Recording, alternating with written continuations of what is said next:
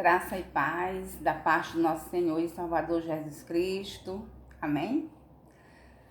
Vamos meditar hoje um pouco na palavra de Deus lá em Provérbios, que está no capítulo 6, no versículo 16 em diante. Vamos lá, vamos ler. 6 coisas o Senhor aborrece, e a 7ª a sua alma abomina. A primeira coisa: olhos altivos, língua mentirosa, mãos que derramam sangue inocente, coração que trama projetos iníquos, pés que se apressam a correr para o mal. Vamos ficar bem atento aqui nesses dois últimos. Testemunha falsa que profere mentiras e o que semeia contenda entre irmãos.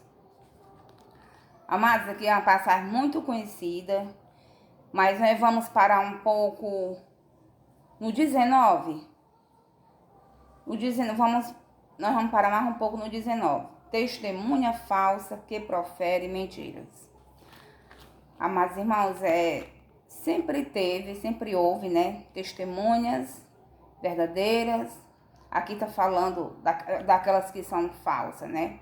Testemunha falsa, qual é o entendimento que a gente tem? Testemunha falsa, eu confesso, eu não pesquisei no dicionário, né? Não fui no Aurélio, nem em outro dicionário evangélico, mas a concepção que eu tenho é que a testemunha falsa, primeiro, a testemunha falsa anda de mão dadas com a mentira, com o mentiroso.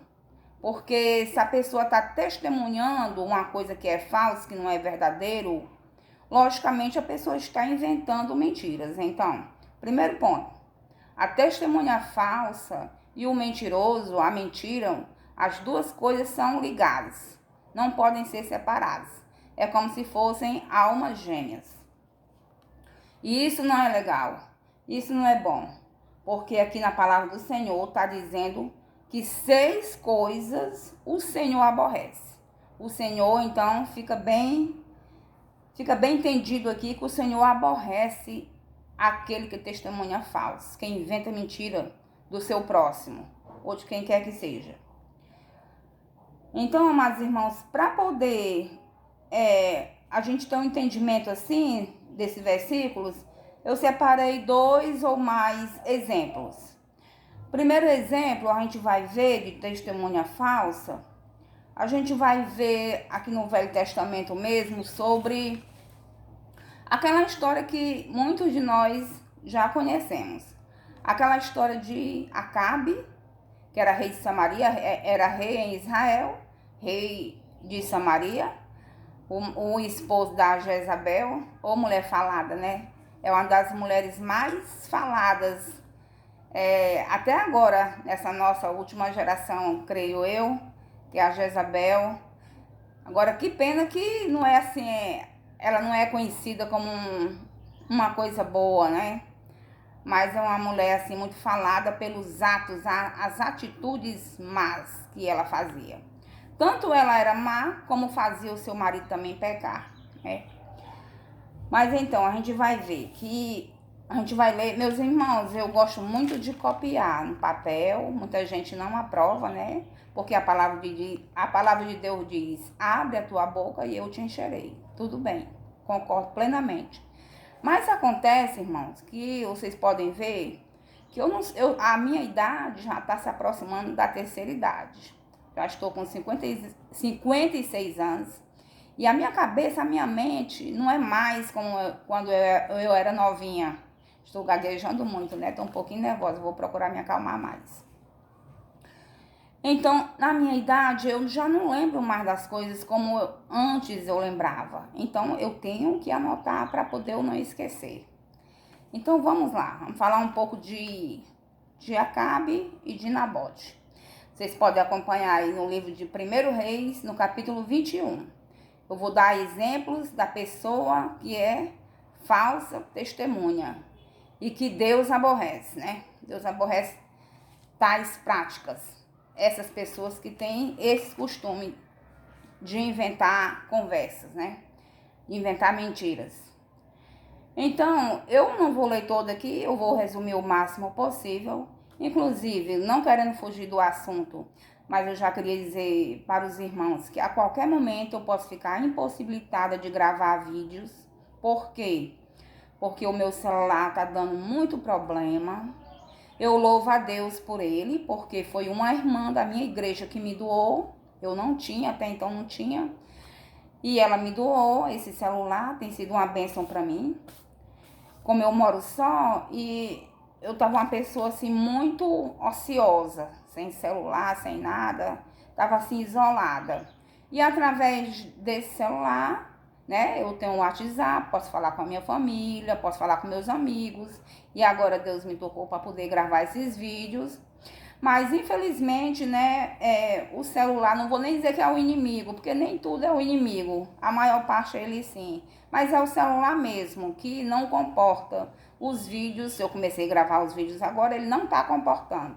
Então, antes de ontem, depois que eu gravei o vídeo, ele travou. Eu passei o dia ontem, foi uma loucura. Tive que ir em outro bairro, pedir a uma pessoa para poder ajeitar, para poder destravar, ele nem sequer abria. E aí a pessoa descartou os vídeos e limpou a lixeira, mas a pessoa falou que vai ficar tendo o mesmo problema.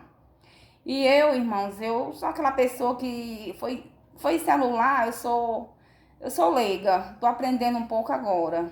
Então, se isso chegar a acontecer, eu não vou saber manusear, não vou saber fazer o passo a passo como ele fez. Pode até eu aprender, mas no momento, se eu ficar alguns dias sem gravar, por acaso eu sumir, desaparecer, é porque o celular deu problema, né? E eu não pude, infelizmente, gravar os vídeos como eu gostaria de gravar. Então vamos lá. 1 Reis, capítulo 21. Eu vou dar de 2 a 3 exemplos, que eu não quero mais que o vídeo fique muito grande. E dependendo mais ou menos do tanto que eu vou falar, eu posso até parar no segundo exemplo. Então, o primeiro exemplo, como eu já falei, Nabote tinha uma vinha que ficava ao lado do palácio do rei Acabe, esposo de Jezabel. Então, Acabe, não se contentando com o seu palácio e com o que já tinha dentro do seu palácio, queria, aquele invejoso, queria aquela vinha, a vinha daquele homem, queria ter a todo custo a vinha daquele homem, que se chamava Nabote. Nabote, no entanto, tinha essa vinha e ele não se desprendia dela, porque, como ele vai frisar nesse texto que eu disse para você de 1 Reis, capítulo 21, que você pode acompanhar aí, que eu não vou ler tudo, ele não queria se desprender porque era a herança de seus pais. Era o que os seus pais tinham deixado de maior valor para ele. E ele tinha aquela vinha em maior estima. E ele não queria, por nada, se desprender daquela vinha, daquela herança que lembrava os seus pais. Tudo aquilo que os seus pais, com todo o sacrifício, conquistaram e deixaram de herança para ele, diferentemente do Acabe, que o seu pai já deixou um castelo, já deixou um palácio como herança. Diferentemente, ele valorizava aquela vinha, que ele ali onde ele recordava toda a labuta, todo o trabalho que seus pais tinham tido, e para poder então deixar aquela vinha para ele. Então, ele com os olhos altivos, como é uma das coisas também aqui de Provérbios, que Deus aborrece aquela pessoa que tem os olhos altivos, aquela pessoa, tipo de pessoa que tem, quanto mais tem, mais quer, não pode ver ninguém com nada, que está querendo o que a outra pessoa tem, não se conforma com o que tem, com o que Deus deu, sempre quer mais, mais e mais. Assim era Acabe. Ele queria a todo custo aquela vinha de Nabote. Porém, ele lançou a proposta. Quero comprar. Nabote, não vendo. Eu não vendo, foi a herança que meus pais me deixaram e eu não vou me desapegar. Vou ficar com ela. Então, Acabe se entristeceu ao ponto de nem querer mais comer. Ficou com um semblante decaído. E a sua esposa Jezabel percebeu e ela falou para ele: por que você está assim? E ele foi dizer: não, porque eu queria aquela vinha do Nabote, mas ele não quer vender. Aí ela diz: usa, tipo assim, você não é homem não? Por que você não usa a sua autoridade? Então, e ele ficou, porque ele era uma pessoa, tipo assim, ele é que era submisso a ela que dava a última palavra, não era ele não tinha autoridade sobre ela. O que ela falasse, ele assinava embaixo. Era tipo aquele homem frouxo, que não tinha autoridade sobre a mulher. Então, vamos lá. Então, o que foi que ela fez? Ela maquinou um plano diabólico. Ela maquinou um plano diabólico para poder ceifar, para poder matar o Nabote e o marido dela tomar possessão, se apossar da sua vinha, uma vez que a sua vinha estava vizinha ao palácio, como a Bíblia fala. E assim aconteceu. Mas qual foi as armas que ela usou para isso? Então vamos para lá. Irmãos, aqui é tudo na hora. Eu vou procurar aqui. Vamos lá em 1 Reis, capítulo 21, né? Vamos lá. Aqui, vamos ver aqui o plano dela, que foi que ela maquinou aqui contra o Nabote. Então, ela escreveu cartas, 1 Reis, capítulo 21, versículo 8. Então, escreveu cartas em nome de Acabe. Ó, olha aí, ela tomando a frente do marido. Ela foi que escreveu, não foi ele. Em nome de Acabe, selou-as com o sinete dele e as enviou aos anciãos e aos nobres que haviam na sua cidade e habitavam com Nabote. E escreveu nas cartas, dizendo: apregoai um jejum e trazei Nabote para a frente do povo. Fazei sentar defronte dele 2 homens malignos, que testemunhem contra ele, dizendo: blasfemaste contra Deus e contra o rei. Depois levai-o para fora e apedrejai-o para que morra. Os homens da sua cidade, os anciãos e os nobres que nela habitavam, fizeram como Jezabel lhes ordenara, segundo estava escrito nas cartas que lhes havia mandado. Apregoaram jejum e trouxeram Nabote para a frente do povo. Então vieram 2 homens malignos, 2 falsas testemunhas, sentaram-se defronte dele e testemunharam contra ele, contra Nabote, perante o povo, dizendo: Nabote blasfemou contra Deus e contra o rei. E o levaram para fora da cidade e o apedrejaram e morreu. Então aqui está explicado, está bem visível, porque é que Deus não gosta, porque é que Deus não somente não gosta, Deus aborrece a falsa testemunha. Por causa daqueles 2 homens malignos do mal, do inimigo, vindo da parte do inimigo. Por causa daquelas 2 falsas testemunhas, foi ceifado da terra um homem nobre, um homem honesto, um homem honrado, um homem temente a Deus, um homem que temia seus pais, que honrava seus pais. Então, amados irmãos, se a pessoa não tem noção do testemunho falso, vamos a partir de agora, se alguém se encontra assim nessa situação, às vezes testemunha até para ajudar alguém, algum amigo, alguma pessoa, mas você não sabe a quem você prejudicou. À medida que você testemunha falso para ajudar um amigo, um parente, uma pessoa próxima a você, você tem que ver o outro lado do que você causou a outra pessoa. Será que você também, com essa atitude, será que nós, caso fizéssemos isso, a gente não levaria a outra pessoa à morte, ao suicídio, ou até mesmo ser morto por alguém? Então, era isso que Deus tocou no meu coração hoje para poder falar, né? O perigo de você, qualquer um de nós, testemunhar falso. Primeiro ponto, que Deus aborrece. Deus aborrece. E a palavra do Senhor diz: agrada-te do Senhor. Então, se nós sermos falsas testemunhas, com certeza nós não estamos agradando ao Senhor. Pelo contrário, estamos desagradando o Senhor. Então, outro exemplo que eu vou dar é o exemplo de Estevão. Agora a gente vai lá para Atos dos Apóstolos. Estevão era um diácono, foi um daqueles que foi escolhido pelos 12, pelos apóstolos de Jesus, para ser diácono. E Estevão foi uma pessoa que viveu pouco. Foi o primeiro mártir. A Bíblia diz que ele teve o privilégio de ser o primeiro mártir. Por causa da sua integridade, da sua fidelidade a Deus, do seu amor a Deus, ele também foi morto, né? Por causa de falsas testemunhas. Olha aí o que a falsa testemunha leva a pessoa que está passando por aquilo, né? Então, vamos ver aqui. Atos 6, versículo 8 em diante.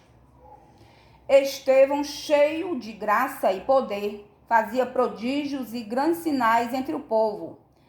Levantaram-se, porém, alguns dos que eram da sinagoga, chamada dos libertos, dos sirineus, dos alexandrinos e dos da Cilícia e Ásia, e discutiam com Estevão. Essa discussão que tem aqui não é discutir por alguma coisa banal. Esse discutiam aqui era das Sagradas Escrituras. Eles estavam falando, um falava uma coisa, o outro falava outra, sobre Jesus Cristo, sobre as Escrituras. Versículo 10. E não podiam resistir à sabedoria e ao Espírito pelo qual ele falava. E o Estevão falava. O Estevão estava falando com sabedoria porque o Espírito Santo de Deus estava nele e ele tinha autoridade para falar. Então, sublevaram, versículo 11, então subornaram homens que dissessem, temos ouvido este homem proferir blasfêmias contra Moisés e contra Deus. Coisa parecida, né? Muito parecido o que fizeram lá com o Nabote, né? As falsas testemunhas.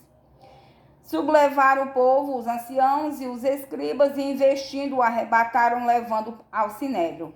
Apresentaram, está aqui, meus irmãos, versículo-chave. Versículo 13. Apresentaram testemunhas falsas que depuseram. Este homem não cessa de falar contra o lugar santo e contra a lei.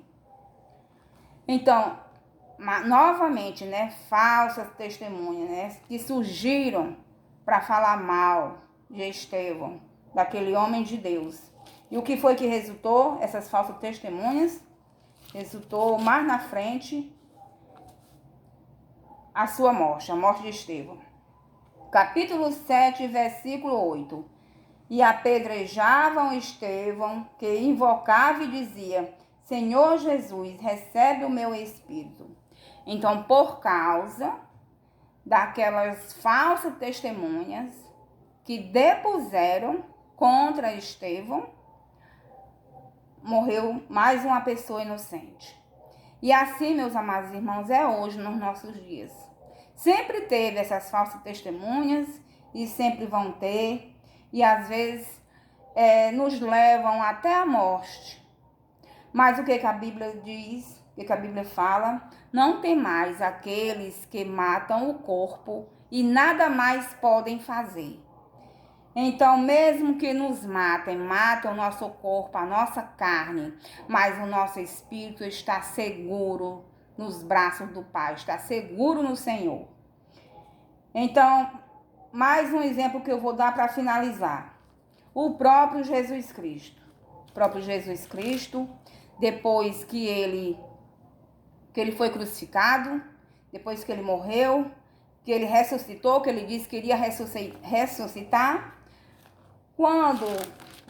Quando foi para ele ressuscitar, os soldados ficaram lá de guarda, né? Ficaram de guarda, porque já sabia que ele tinha dito que ao terceiro dia ia ressuscitar. E aí, aqui em Mateus, no capítulo 27, do versículo 62 em diante, Diz o seguinte: no dia seguinte, que é o dia depois da preparação, reuniram-se os principais sacerdotes, os fariseus, e dirigindo-se a Pilatos, disseram-lhe: Senhor, lembramos-nos de que aquele embusteiro, estava chamando Jesus de embusteiro, mentiroso, né? Enquanto vivia, disse: depois de 3 dias ressuscitarei. Ordena, pois, que o sepulcro seja guardado com segurança até ao 3º dia, para não suceder que, vindo os discípulos, o roubem e depois digam ao povo: ressuscitou dos mortos. E será o último embuste pior que o primeiro. Disse-lhe Pilatos: aí tendes uma escolta, ide guardai o sepulcro, como bem vos parecer. Indo eles, montaram guardas ao sepulcro, selando a pedra e deixando ali a escolta. Aí nós vamos pular lá para o versículo 11, né? Vamos pular aqui. É necessário ler para poder a gente ter um entendimento melhor, né? Os judeus subornam os guardas. E indo elas, eis que alguns da guarda foram à cidade e contaram aos principais sacerdotes tudo o que sucedera. Reunindo-se eles em conselho com os anciãos, deram grande soma de dinheiro aos soldados, recomendando-lhes que dissessem: vieram de noite os discípulos dele e o roubaram enquanto dormíamos. Caso isto chegue ao conhecimento do governador, nós o persuadiremos e vos poremos em segurança. Eles, recebendo dinheiro, fizeram como estavam instruídos. Esta versão divulgou-se entre os judeus até o dia de hoje. Então, aqui a gente vê, eu estou lendo só resumidamente, as pessoas, os irmãos, as pessoas que estão nos ouvindo, podem acompanhar, podem ler esse texto todinho, que fica lá em Mateus, no último capítulo, e ver toda a história para poder ter um entendimento melhor. Mas aqui, resumindo, com o próprio Jesus, que ele falou, né, que no 3º dia ia ressurgir. Então, os guardas foram para lá, né, para poder, segundo eles, os discípulos, né, as mulheres, Maria Madalena, a outra Maria, que foram lá, que foram das primeiras pessoas a verem Jesus ressuscitado. Então, Jesus ressuscitou, eles sabiam disso, mas aí eles foram falar com as pessoas que estavam acima dele, né? Dizendo que ele tinha sumido. O corpo de Jesus, enfim, o corpo de Jesus tinha sumido. E o que foi que o homem fez? Deu dinheiro a eles, para eles ficarem calados, ficarem caladinhos, não dissessem nada, dissessem só a versão que eles estavam ali inventando, as falsas testemunhas, inventando, dizendo eles ao povo que durante a guarda que estava guardando ali o corpo de Jesus, que ele falou que no 3º dia iria ressuscitar, dizendo ele que eles dormiram, e enquanto eles dormiram, vieram os seus discípulos e carregaram o corpo dele. E nisso eles foram instruídos para dizer essa mentira, e eles se viram ali de falsa testemunha e receberam aquele dinheiro maldito para poder inventar esse falso testemunho contra a ressurreição do nosso Senhor e Salvador Jesus Cristo. Então, sempre o dinheiro no meio, né, meus irmãos? O dinheiro tem comprado muitas pessoas, tem corrompido muitas pessoas, pessoas que eram honestas. Eu mesmo conheço muitos que eram honestos, que até então eu, no meu pensamento, achava que não iria se vender, mas tá uma decepção grande, é que o dinheiro compra as pessoas. Não a todos, pode ser que seja até uma minoria, mas penso eu que o dinheiro compra a maioria das pessoas. Mas, glória a Deus, porque foi tudo aqui uma farsa, uma mentira, foram essas testemunhas que o Senhor aborrece, quem tal atitude pratica, e na realidade, Cristo ressuscitou, Ele vive, e Ele reina, e Ele está dentro de nós, reinando na nossa vida, no nosso coração. Então, meditemos nessa palavra. E muito obrigada. Amém.